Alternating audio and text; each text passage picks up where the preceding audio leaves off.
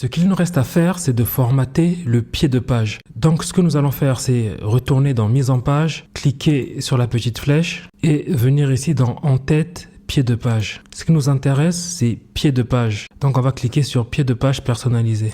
Pour personnaliser le pied de page, on peut agir sur 3 sections. Donc il y a la partie de gauche, la partie centrale et la partie de droite.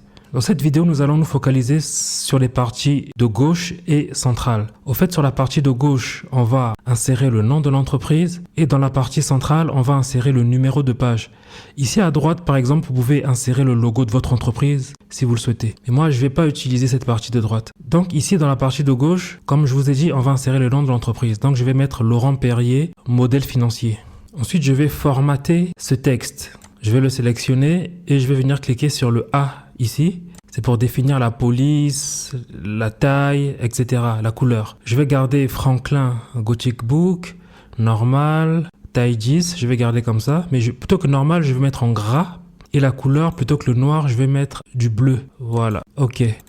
Ensuite, sur la partie centrale, comme je vous ai dit, on va insérer le numéro de page. Pour ce faire, vous allez écrire page, espace. Ensuite, vous allez venir cliquer sur le deuxième élément ici. Donc, cette première portion de code va permettre d'afficher la page active, donc le numéro de page, par exemple page 1, page 2, etc.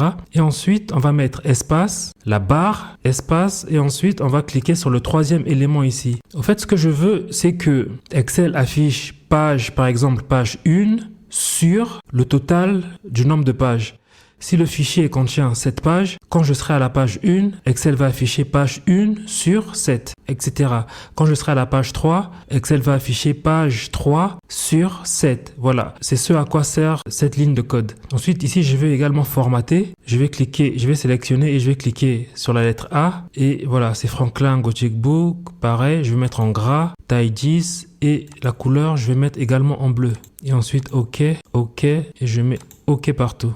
Pour voir comment ça va apparaître, vous allez cliquer sur CTRL P pour avoir l'aperçu avant impression. Et vous voyez maintenant tout en bas de page que on a Laurent Perrier, modèle financier, et au milieu on a page 1 sur 6. Et quand je passe à la page suivante, on a Laurent Perrier, modèle financier, page 2 sur 6.